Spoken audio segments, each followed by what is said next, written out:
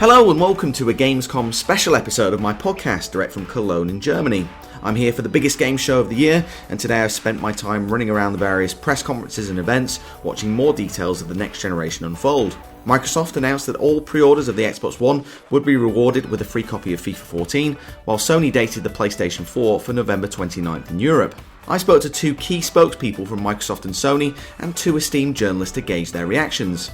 Microsoft's Harvey Eagle gave me his thoughts on Xbox One, Sony's Fergal Gara gave me an update on PlayStation 4, while VG247's Pat Garett and Pocket-Lint's Rick Henderson gave me their thoughts on how it all went down. First up, here's Microsoft's Harvey Eagle. I'm at Gamescom 2013 in Cologne, Germany, and I'm joined by Harvey Eagle, who is the UK marketing boss for Microsoft. Harvey, thanks very much for joining me. Pleasure. So tell us, what's the takeaway message for Microsoft and Xbox at Gamescom? Yeah, I think there's really three key messages from us at this Gamescom. The first one would be that we think Xbox One has the best games lineup ever.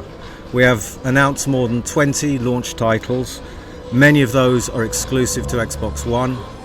Games like Forza 5, Rise, Dead Rising 3. We feel we have all of the best multi-platform titles available coming to Xbox One. Franchises like FIFA, Call of Duty, Assassin's Creed. I think the second key message for us is that FIFA has a new home on Xbox One with great exclusive content that we just announced today that we're very excited about, which was the new Legends mode on FIFA Ultimate Team, and that's coming only on Xbox One. And then I would say thirdly, we announced today a new program to allow indie developers to self-publish on Xbox One. What's the, from my perspective, and you correct me if I'm wrong here, the big takeaway was FIFA 14 being bundled in for pre-orders. What was the thinking behind that? Yeah, FIFA is one of the most popular franchises in the world, and especially in the UK. We're committed to deliver great value for our Xbox consumers, and especially those that have already shown loyalty by putting down money to pre-order and guarantee a box for day one. And we really wanted to reward those people that have shown that loyalty to us. Obviously, FIFA is a huge franchise. It's just passed the 3 million mark, I believe, in the UK in the past week. What would you say to people that aren't really interested in FIFA, though? Obviously, it's still a sports title. A lot of people aren't into sports games. Sure. I mean, you're right. Look, FIFA is Europe's biggest franchise. There is a huge community of FIFA players already playing on Xbox One today. As I said earlier, we've seen great excitement with our FIFA announcements today. That said, for those that don't enjoy playing FIFA, there is a fantastic choice of games available to play on day one, and we're really confident there's enough variety there to satisfy gamers of any taste. Would you say to consumers that aren't interested in FIFA that they'd be able to trade it in at all? We haven't made any announcements about that, no. Okay. In terms of a lot of consumers would say, well, why not reduce the price of the console instead of giving away a free game? Is that something that you'd agree with? Well, we believe that the price that we've announced represents great value for what the product is. It's a high-end piece of kit with great technical capabilities, and we feel very comfortable that offers great value. And that value just got better with the inclusion of FIFA at no additional cost. Okay. We're in Europe, obviously. Gamescom's a European-focused show. What's going to be happening in other markets in regards to free games? I assume there'll be a free game in every territory, just probably not FIFA. Well, I can only really speak for the UK market, being a UK marketing director. Okay, but it will be a European-wide Today we promotion. announced that it's a European-wide promotion, that is correct. You mentioned at the beginning of the interview about this promotion, or it's more of a reaching out to developers, I would say, and offering two consoles for development purposes, and then obviously further down the line each Xbox One console will be a development kit for people to use at home as well. Right. What are the actual kind of criteria? I mean, when people say, if anyone wants to make an Xbox One game, do you just send them two consoles, or do they have to sort of sign up and promise to make games for the console? So yeah, the indie developer model that we announced today is a simple one, and it's really in three stages. The first stage is you become a registered developer. The second stage is you submit a game information form, and the third stage is you ship your game. Now, initially, priority will be given to independent developers with a proven track record of shipping games either on console, PC, mobile, or tablet. Longer term, the plan is to enable any Xbox One console to be used as a development kit. For more details and to register, best thing to do is to go to xbox.com/ID. Okay. What can you tell us about the new games, the new features that were announced? Let's start with Fable Legends. Tell us a little bit about that. Yeah, Fable Legends we're excited to announce for the first time today. Fable Legends marries the classic Fable gameplay with the next generation capabilities of Xbox One, and for the first time up to 4 players can cooperatively explore and adventure the magical world of Albion. And more details will follow on how that game evolves. I believe from talking to other people that have seen it, and some of the talk from, I think, Phil Harrison during the presentation, that smart glass is going to take a big part in this particular game. It seems a theme for the next generation for Xbox One that smart glass is almost a requirement, and probably be good if you just explain a little bit about what smart glass actually is. Yeah, smart glass is a free to download application that you download to any device that you already own, and basically that allows you to have what we call a companion experience with the game, meaning that suddenly that device can be used as a second screen to supplement what you're doing on the main screen, i.e. the television with the console. And that opens up all kinds of possibilities, such as navigation through maps and the ability to move content between those two devices, as two examples. We think that there is some amazing companion experiences that we can deliver through smart glass. Second screen technology is not something that is new, but what we see today is that increasingly people sit in front of their television screens with a second device for calling up supplementary and complementary information. And really that's what smart glass is all about, and there are now, what we're seeing is many developers starting to build bespoke smart glass applications for Xbox games that take advantage of that benefit. I want to talk a little bit about Call of Duty. Obviously a huge game. Big feature that was announced today is cloud support, or at least using the power of the clouds for powering this game. There's some talk of dedicated servers. Can you tell us a little bit about what that actually means? Yeah, it's really simple. What it means is that we will have a host of dedicated Xbox servers, and the outcome of that will make the gameplay faster, smoother and uninterrupted. It's really that simple. Okay. Will you be able to sort of, like in the same way that you do with PC games, like hire a server, and if you're kind of really into that, would you be able to? There's no rental charges to no. This is something that Xbox is building as an infrastructure in order to make our games run more smoothly and uninterrupted. Okay, so Harvey, you announced today a couple of bundles, Call of Duty and FIFA. Those going to come as download codes, or at least that's what I sort of spotted from the presentation. After the furore about games being locked to consoles, why not just give away the discs? Yeah, you're right. These games are being offered as downloadable tokens. And the reason is that Xbox One is by design a natively digital console. And digital downloads enable experiences like instant switching and the ability to access your game from any Xbox One console. So just to confirm, when you buy that console, you'll get a code in the box and you'll have to download it to be able to play it. That's right. So what's the story with the new Ubisoft Kinect fighting game? That was a new announcement as well. That's right. That's another new game we're excited to unveil to the public for the first time today. It's called Fighter Within.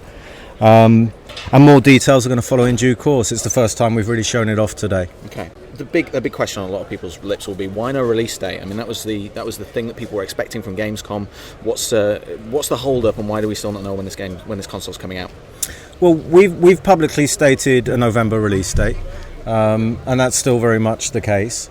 And we'll announce the precise date closer to that period when we're ready to do that. Okay. Thanks very much, Harvey. Okay, pleasure. Great to see you guys. I'm joined by Fergal Gara, who is Sony's Vice President of UK and Ireland. Thanks very much for joining me, Fergal. Thank you. So tell me about what's happening here at Gamescom. You've just done your presentation, you've just done your Gamescom keynote. I know it's a big show for you guys, but what was the takeaway for 2013? Yeah, Gamescom is a huge show for the European market, so we're delighted to be back here again. It's 12 years in a row for us now at Gamescom. Hugely important for particularly the continental European market, which is a real PlayStation heartland. So big takeouts from the show. Well, first and foremost, we got a date. We got a date for PS4. So 29th of November, it's coming, it's definite, we're locked on. That's fantastic news. So that's one big piece of news. Of course, what I would also say is the breadth of games that's coming from PS4 was difficult to keep up with. So right from the blockbusters, so we saw Watch Dogs, we saw that there's an hour of exclusive footage on PlayStation, we saw that we're going to make a movie with Sony Pictures, but right down to the indie developers, where we saw the weird and the wonderful, the broad and the peculiar. We saw free to play, we saw lots and lots of different styles of content. So really we see PlayStation 4 and PlayStation in general really as being the developers' home. Okay, so I mean, PlayStation 4 is coming in at the end of November. I mean, if you don't mind me saying, you seem to have it very together. You kind of, as a company, you seem to have, your strategy and your ideas in place. I mean, I'm struggling to question this without mentioning a competitor, but you did mention your competitor and sort of their U-turns. I mean, as a company, have you got a broad vision for the next 5 years around PlayStation 4, and what does it look like? Well, this year has panned out very, very well for us. So we outlined the vision for PS4 in February, and all we've done since then is keep to our message, stick to our message, and just expand the details as we've gone through the year. So yes, that's tremendously refreshing that we seem to have done the right thing for gamers. So we started the year saying we're by gamers, we're for gamers, and we've stuck to that message. So yes, we're delighted about that. We are also now delighted that we're clearly going to kick off with some tremendous sales from launch. So Andy gave us some detail on pre-order volume. What I will say is the UK is a very healthy chunk of that number, so we know we're going to get off to a flying start. So anyone who thinks console gaming is dead or on the way out, well, we've never seen the band like this before, and we've been at it 20 years. So there are no signals that tell us that console gaming is anywhere close to being on the way out. In fact, on the contrary, I'm delighted by the messages tonight about how PlayStation Vita and PlayStation 4 fit together, and what a seamless demonstration there for Assassin's Creed Black Flag. It was just that seamless. So excellent, showing just where the PlayStation point of difference is. So with a million global pre-orders, what does it look like in terms of if you want to pre-order a console now? Is it getting to the point where like stocks are going to be thin on the ground for launch? We are working very hard to fulfill all demand, but yes, stock will be tight. That is now inevitable. My advice to consumers is get your name on the list, get a pre-order in now, so that way, if it's not day one when you get one, it'll be as soon as possible thereafter. One of the interesting things that you mentioned during the conference was the ability to buy a PlayStation 3 game and then have the opportunity to upgrade to the PlayStation 4 version as a download for a reduced price. Can you just explain how that works? Yes, well, there's some feedback from gamers out there suggests that they're a little worried about should I buy the PS3 version or should I wait for PS4. So a little bit of confusion or indecision out there. So what this tool does is it allows publishers to set a premium, and they decide what that premium is, to trade up from your PS3 version to a digital file version of the PS4 game. So essentially you can buy the PS3 version when it comes out, and then without buying the game all over again, you can effectively trade up or bolt on an extension, effectively the PS4 version. So I think that's a nice feature that allows people to start playing that hot franchise straight away without the concern that they might end up paying twice. And so that will be delivered on PlayStation 4 in the form of a download? Correct. Can you detail, the sort of pricing you're looking at for upgrades? Well, it won't be PlayStation themselves who decide, because we're bringing out games that are either PS3 games or PS4 games. It's publishers who are bringing games out that are multi-platform that will decide on the premium there. But we expect that to be a very healthy discount, but it is their decision. And we'll be able to outline more details about how the mechanism works in the coming days and weeks. But it looks exciting, and I'm absolutely delighted that it's yet another thing we're doing for gamers. Cool. What's in terms of Vita? Would you agree there's still a way to go for Vita, but it's got a lot of interoperability with PlayStation 4? Yes, absolutely. Firstly, I'm tremendously encouraged about how sales have grown through this year. So we're now into solid year-on-year growth. Yes, it's not huge, but it's going in the right direction. And we've had two big pieces of news tonight, if you like. First of all, a significant price move, and secondly, really building the remote play story, so showing it live and functioning on a top-tier title. Again, in terms of the discounts for the Vita that was announced, but I think Jim Ryan said there was a discount on the memory cards. Can you give any idea of the discount in terms of the percentage that they're going to be? Those memory cards are going to be discounted? I don't have those details in front of me, but they are significant. Okay. We're not talking about 5 or 10. We're talking tens of percents. Okay. So obviously, Gamescom is the kind of final major event in the gaming calendar. Are there more announcements for PlayStation 4 in the run-up to release, or do we know everything now, pretty much? Well, there is one more event on the calendar, which is Tokyo Game Show. Of course, yes, sorry. Yeah, so I don't have visibility as to exactly what we might be able to say there, but it is clearly an important event for us as PlayStation. That's our home, is Tokyo, so we'll certainly have a presence at Tokyo Game Show. But this clearly rounds up the plans for Europe quite nicely, and certainly most of the detail that media and our retail partners want to know is now on the table. They were a little frustrated in February when we said it's coming, but we didn't really give them a date or a price or show them what it looked like. So we have gradually got there and revealed all of those details, plus of course much more. It seems as though I was at the Microsoft conference today, and they announced a lot of stuff with EA. It seems like you forged quite a strategic partnership with Ubisoft on the exclusive content front, and also this Watch Dogs movie that you guys are going to be working on. Yes, absolutely. So it was great to see the partnership around movies that we outlined in high principle, I guess, at E3. It was great to see two strong examples of that, with Sony pictures coming to fruition tonight or being announced. So first of all, Gran Turismo, of course, and then Watch Dogs. So yes, Ubisoft is a very important and key partner for us, centred here in Europe, and we have a very, very strong European footprint as well. So it's quite a nice match. And with that and the Gran Turismo movie as well, it seems like you guys are going big into game-based films going forward.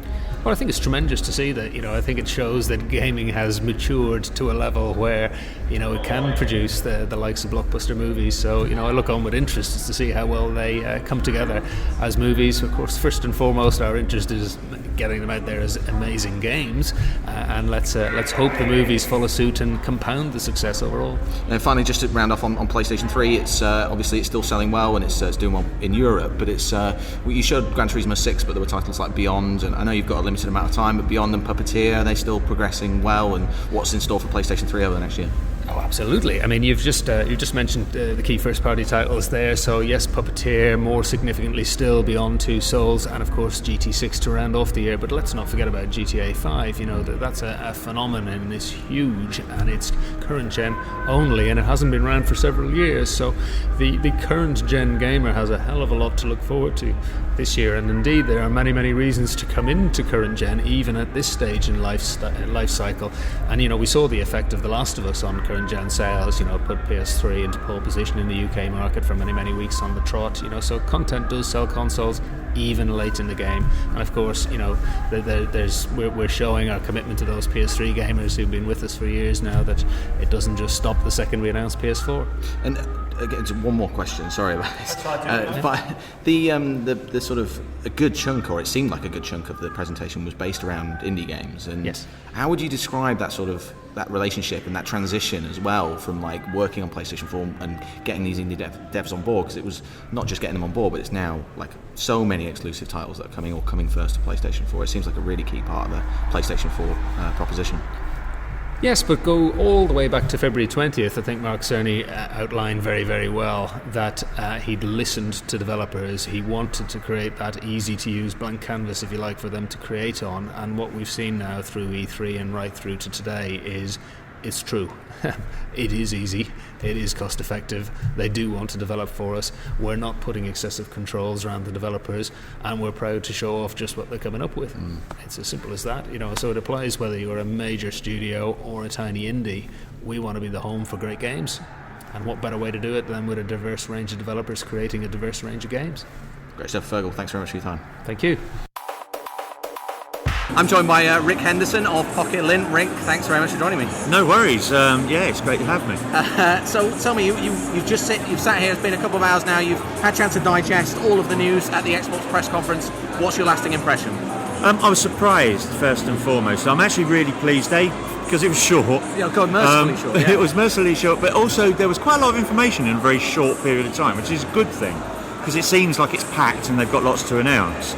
But what I was surprised about is that there was no release date mentioned for the Xbox One, and in fact it kind of just reinforced some of the messages that we already had at E3, which is some really cool exclusive games, but then at least you get to go and hands-on with much of that. Yeah. So that's a really good thing. Yeah.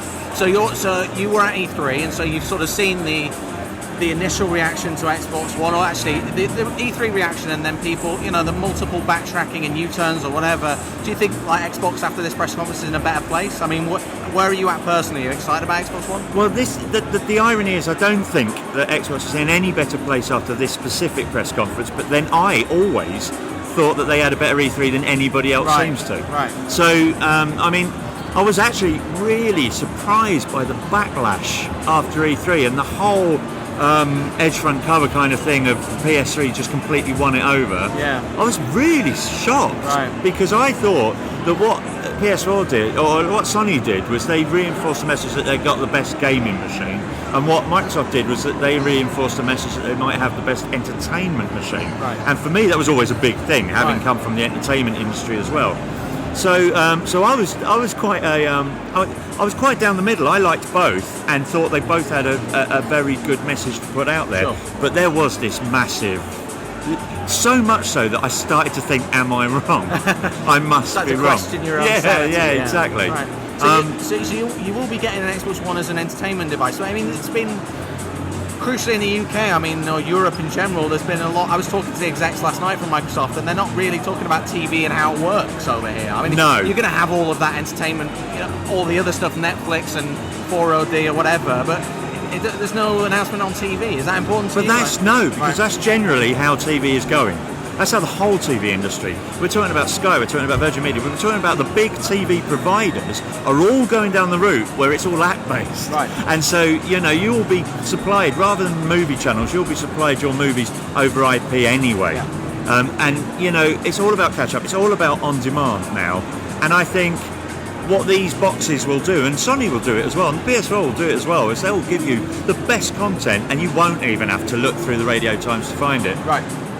What do you think? How big do you think the FIFA 14 announcement is? Like, is that on a personal level and on a general level? On a personal level, I have actually played and probably reviewed every single FIFA that existed. I was chatting to Matt Bilby from EA earlier, and he's a producer. Yeah, and I reviewed FIFA, the very first FIFA International Soccer in 1993. I think it came out, and I actually reviewed that. I think it might have been for computer and video games. But God, my memory's hazy on that one. And I've loved them ever since. Right. And FIFA 14, though, I kind of thought, it's quite nice when I saw it on the Xbox 360. When I saw it on the Xbox One, I was just gobsmacked. It's pretty. Well they've done that. Yeah. It's a shame that PES, having a good comeback year with their PS3 offering, hasn't got a next-gen offering out there at the same time. Yeah. Because it would have been nice to see them come back with a force, because FIFA 14 at the moment has to go hands down as the best football game ever created. Right. So it's a big one for you. So that's. What about people that aren't into FIFA 14? Do you think Microsoft could have done more? Do you think they could have gone, well, here's a selection of games, or maybe here's a year of Xbox Live Gold, or just something else? Yeah, I am. I think the only thing for me that they had in their presentation that would have catered for everybody else, and it's something we all saw at E3 and we loved at E3, was Tom Clancy's The Division. But that was a very small part of the presentation. The rest of it did seem to be more focused around. You had the big announcement about FIFA 14. They said that you'll be able to play Titanfall on the show floor, but it wasn't here. So I can't wait to play Titanfall. Yeah, that's something I'm just dreaming of playing. So yeah, I think they limited their options in this, but then they wanted to keep it short. So what can we have? Fable Legends, actually. Fable Legends is for me. Yeah, I've seen the presentation, and although it's not coming for a very, very long time, and I just had a Microsoft spokesperson accidentally tell me that it's not coming until late next year. So next year, right? That it looks absolutely stunning, and that's one that I think will get people back to the Fable franchise. I think after maybe a poor showing last time around. After the journey, I guess. Yeah. What about the question of next-gen games? I had someone from Xbox recording a video and asked me this question, and it made me think. You've got games over here. I'm looking at Rise. I'm looking at Forza. Do you think that the next-gen kind of leap is significant enough? I was playing Call of Duty, and I don't think side by side you'd be able to tell them really apart. Oh, you got Peggle 2. Peggle 2, the big one. Actually, I love Peggle. So I love Peggle as well, but that could be on an iPad. That could be on anything. But I think that's going to be the case of all next-gen games in this generation. Right. Because I remember seeing this at E3 as well and thinking that certain other games, like David Cage's new one... Oh yeah, Beyond Two Souls, just looked better than some of the next generation stuff. Right. Last of Us looked better than some of the next generation stuff when you held it up against. So I do think that we're at that stage where they're finding their feet, the developers are finding their feet. There's a couple of things that just make you go, wow. I like things like they finally found a use for smart glass. Right. Like with Fable Division. Legends, Okay. it's going to allow you to be a villain, where you actually control the game in a sandbox mode with smart glass. So you're kind of like the dungeon keeper. Do you remember that old game, Dungeon Keeper? Yeah. You're like that while the heroes are trying to fight them to get through. So while they're playing, you're To try and do the missions That's and, cool. and etc. You're actually just putting more foes in the way. You're even controlling the big bosses. So that looked superb. That looked absolutely superb. So I do like the fact that they're bringing in smart glass with the Xbox One a hell of a lot more. But you know, we're talking about very early days. Even on FIFA 14, I was given a brief glimpse, well, not glimpse, but a hint that, you know, the things that they can do with the cloud and just other things they can do way in the future. For me, I think at the moment, the one that properly gets it is Forza 5. Right. Because of the driver tiles. Oh, yeah. But until then, until sort of like we've seen 2 or 3 generations of gaming, in 2 years' time, next gen will be utterly mind-blowing. So you were saying that this is your first German show? Yeah, first Gamescom. You got to Leipzig back in the day? Or? No, first Gamescom completely. So you're excited? What are you looking forward to? I'm excited with sort of like with trepidation more than anything. A3's big, so you know I'm trying This is 270,000. Yeah, exactly. This is bigger. Yeah. So I'm trying to sort of like figure it out in my head how this is going to work out. 'Cause it's also a public event, and the last public event I think I went to was PC World Yeah. back in that must have been in the mid-90s. Yeah. Or Games Master Live in Birmingham in the mid-90s. Or ECTS? I never went to ACTS, but that was never a public. They Right. never let them in. But so it's scary to sort of like mix shoulders with the public, but also a good thing because you get to feel a little bit more Yeah. what the zeitgeist, what people actually think of the games Yes. outside of our peers. Yeah, absolutely. So is there any particular, you mentioned Titanfall, is there any particular game that you're looking forward to playing or seeing? Or, I mean, so we got Sony coming up as well. I want to see more of Destiny. Yeah. Definitely. They show quite a lot at E3, Yeah. so I was actually quite impressed with the amount. I think we'll see more of it at E3. Yeah, but they're going to show a new stuff here, and bizarrely, I get to go hands-on with Skylanders Swap Force. Yes, which and is I'm genuinely personally- looking forward to yeah. that. Genuinely, so that's my one. Just you've got kids? Is that your? I've got I've got 2 kids. One's 22, so Right. but no, it's probably more for me. That's fair enough. That is fair enough. That game looks good though. I loved it. I loved Skylanders. Infinity's out this week. Disney Infinity. Yeah, I haven't played that yet. Yeah. I'm probably the only one of our team that hasn't actually played it. But Skylanders, I've got all the sets, and I've got nephews who love it, but I won't let them even anywhere near all my limited edition. Fair enough. Rick, I've taken up too much of your time already, but where That's can all right, people mate. find out more of your stuff? Pocket-Lint. Pocket-Lint. Yeah, www.pocket-lint.com. And you're on Twitter as well? At Rick Henderson. Rick. With a K, With just a K, R-I-K. yes. Yeah, absolutely. So thanks very much, Rick. Really appreciate it.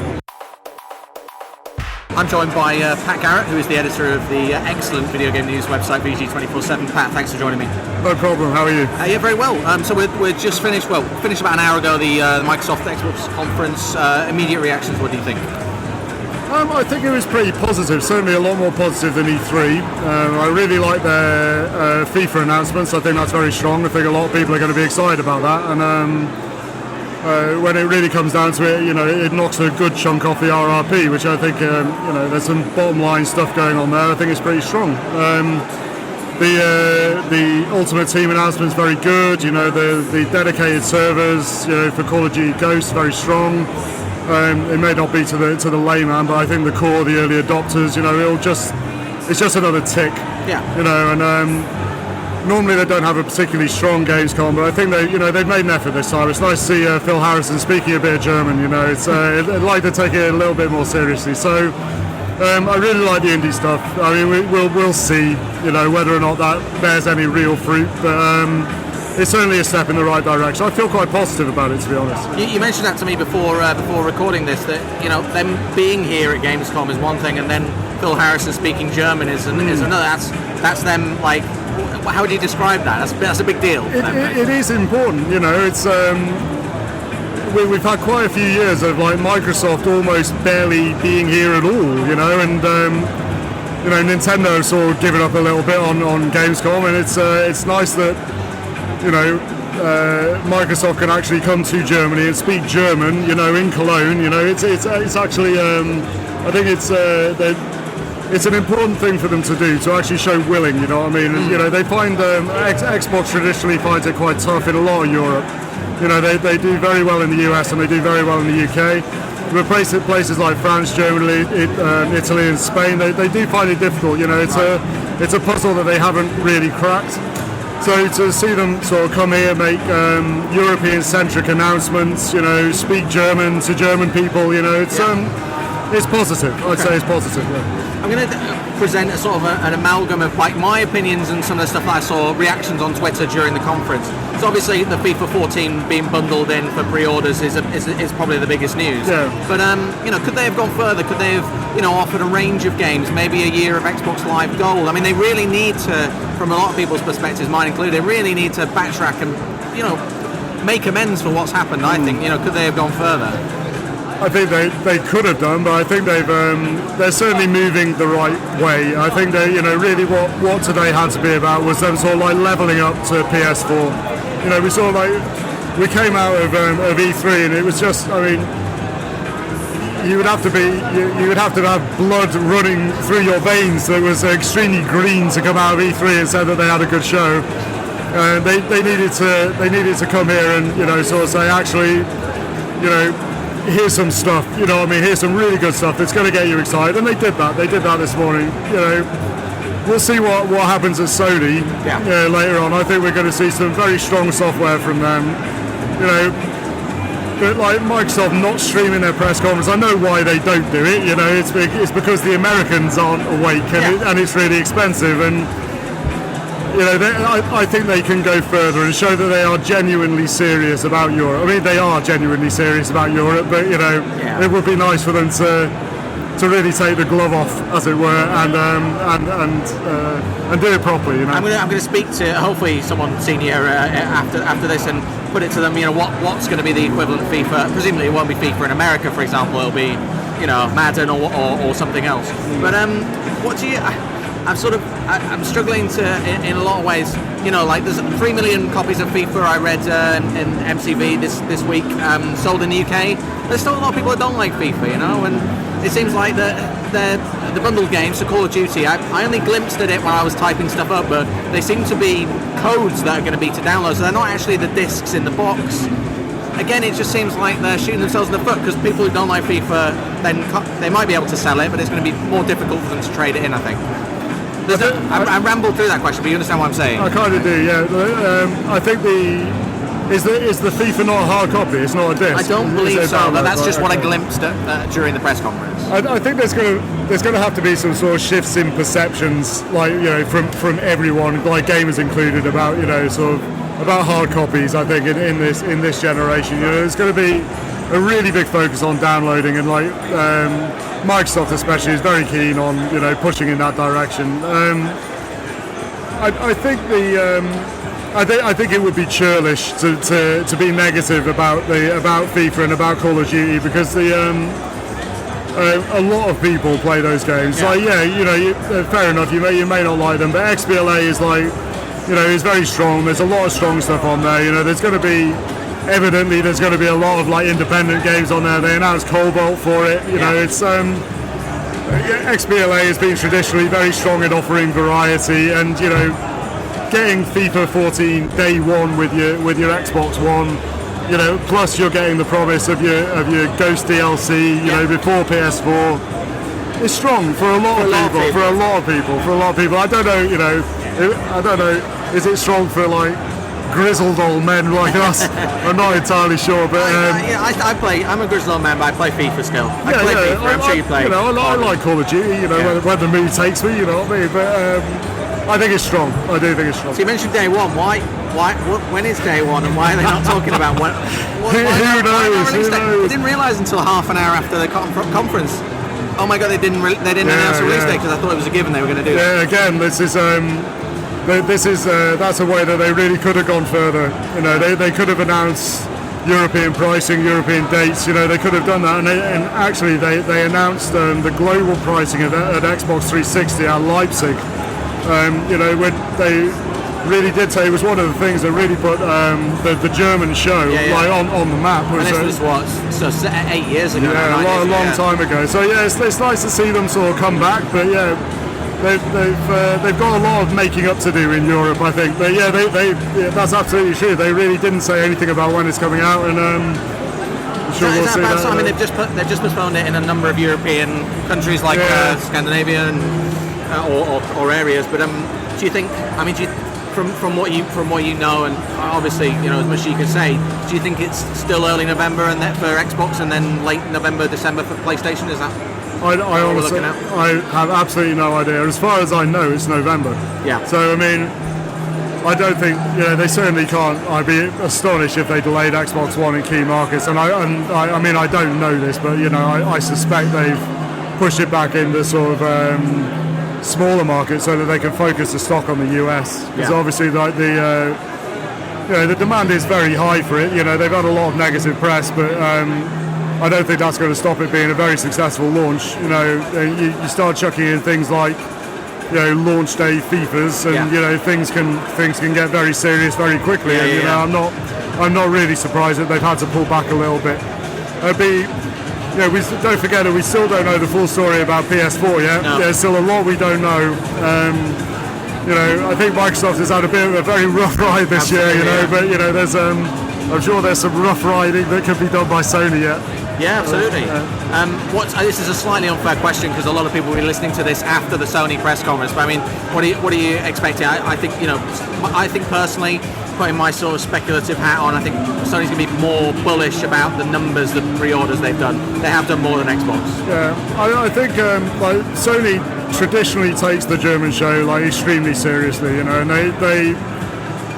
I think Sony Europe tends to be very creative in Cologne. Last year we saw a really amazing press conference, one of the best we've seen from Sony for years, and they showed a lot of sort of smaller games from Sony Japan. They showed Puppeteer for the first time. They announced Tearaway. They really got behind Vita, and especially when they had they didn't even mention Vita really in their E3 conference that year.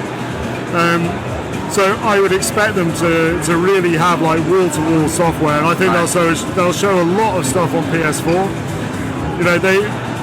Sony's extremely strong in Europe. Like places like Spain and Italy, France, Germany. They really are traditional PlayStation markets, and Sony, they can't afford to fail here. So I may eat my badly chosen words, but I expect after the fact we'll be looking back on a conference here is really full of next generation games.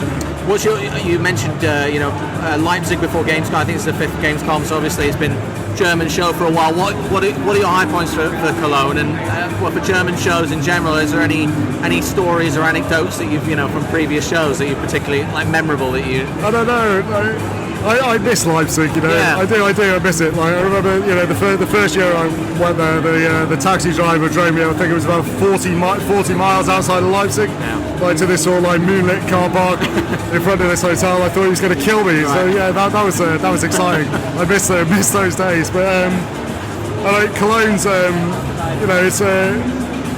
it's a much busier city, and Gamescom is a very busy show. I mean, last year I think they had real problems with overcrowding. I think this year is going to be bloody horrendous, quite frankly. They had to stop people coming in, didn't they? So obviously because of the new machines, I think that's a story to watch. They literally closed the door last year, and being inside the hall was really quite unpleasant. Yeah.